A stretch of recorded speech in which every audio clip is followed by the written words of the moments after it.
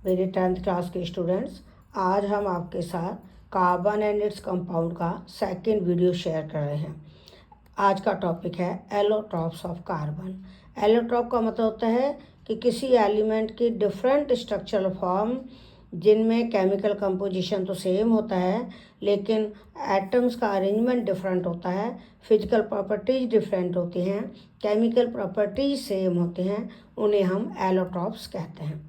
Different structural forms of same element, ध्यान रखना एक ही एलिमेंट के होंगे, existing in the same physical state but with distinct atomic arrangement, यानी उनका एटॉमिक अरेंजमेंट निश्चित होता है, leading to different physical property. Atomic arrangement अलग अलग होने से फिजिकल प्रॉपर्टीज अलग अलग होती हैं और केमिकल प्रॉपर्टीज सेम होती हैं।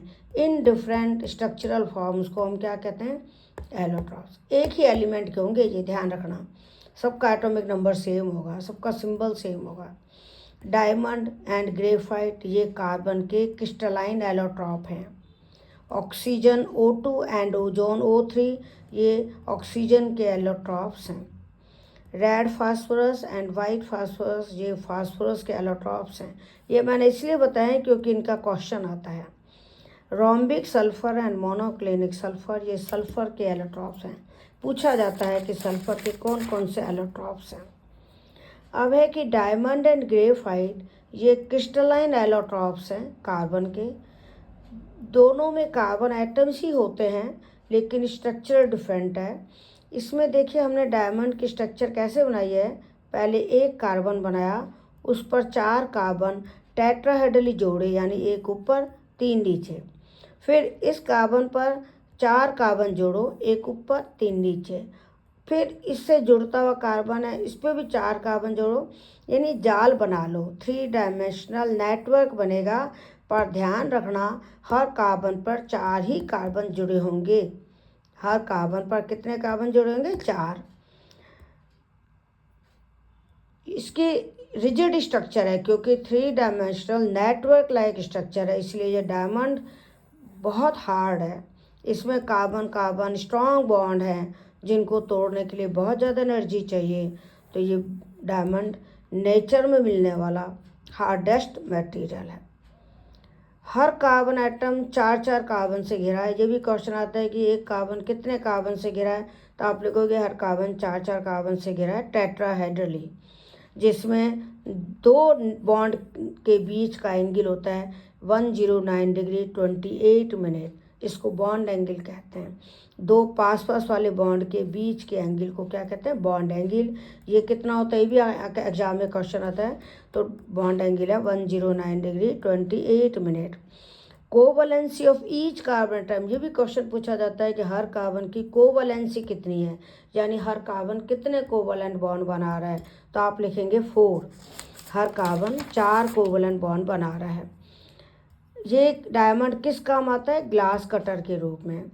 ये बैड कंडक्टर ऑफ इलेक्ट्रिसिटी है क्योंकि कार्बन के आखिरी शेल के चारों इलेक्ट्रॉन बॉन्ड बनाने में काम आ जाते हैं, कोई इलेक्ट्रॉन फ्री नहीं बचता, इसलिए ये बैड कंडक्टर ऑफ इलेक्ट्रिसिटी है।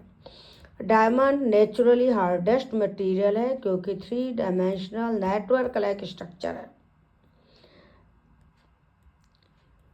3 डायमेंशनल नेटवर्क लाइक स्ट्रक्चर है, इसलिए ये नेचुरली हार्डेस्ट मटेरियल है, नेचर में मिलने वाला सबसे हार्ड मटेरियल है। कार्बन को हीट करें हाई टेम्परेचर हाई प्रेशर पर तो डायमंड बनता है। अब है ग्रेफाइट। ग्रेफाइट की स्ट्रक्चर ऐसे बनेगी, देखिए हर कार्बन 3 कार्बन से जुड़ेगा, फिर हर कार्बन 3 से जुड़ेगा, ऐसे जोड़ना कि हेक्सागोनल रिंग बन जाए, यानी हर कार्बन के पड़ोस में 3 कार्बन होंगे। कोई सा भी कार्बन देख लो, हर कार्बन के टच करते हुए 3 कार्बन होंगे और ये हेक्सागोनल रिंग बन रही है। और इनमें क्या है, एक कार्बन 3 बॉन्ड बना रहा है, यानी एक कार्बन 3 कार्बन से घिरा हुआ है, जबकि डायमंड में 4 कार्बन से घिरा हुआ था। इसमें क्या होता है, हेक्सागोनल रिंग बन रही है और ये एक लेयर है, फिर ये दूसरी लेयर है और 2 लेयर के बीच डिस्टेंस होती है 3.4 एंगस्ट्रॉम। एक लेयर दूसरी लेयर पर स्लाइड हो सकती है, इसीलिए ये सॉफ्ट होता है और लुब्रिकेंट के रूप में यूज किया जाता है। ध्यान देना, ग्रेफाइट में बॉन्ड एंगल 120 डिग्री है, जबकि डायमंड में बॉन्ड एंगल 109 डिग्री 28 मिनट है। ये क्वेश्चन आते हैं कि डायमंड में बॉन्ड एंगल कितना है, ग्रेफाइट में बॉन्ड एंगल कितना है, डायमंड और ग्रेफाइट में क्या डिफरेंस है। अच्छा, इसमें लेयर्ड स्ट्रक्चर है, वो 3 डायमेंशनल नेटवर्क लाइक स्ट्रक्चर है, वो हार्ड है, ये सॉफ्ट है। इसमें कार्बन कार्बन की जो बॉन्ड लेंथ है वो है 1.42 एंगस्ट्रॉम, जबकि डायमंड में है 1.54 एंगस्ट्रॉम।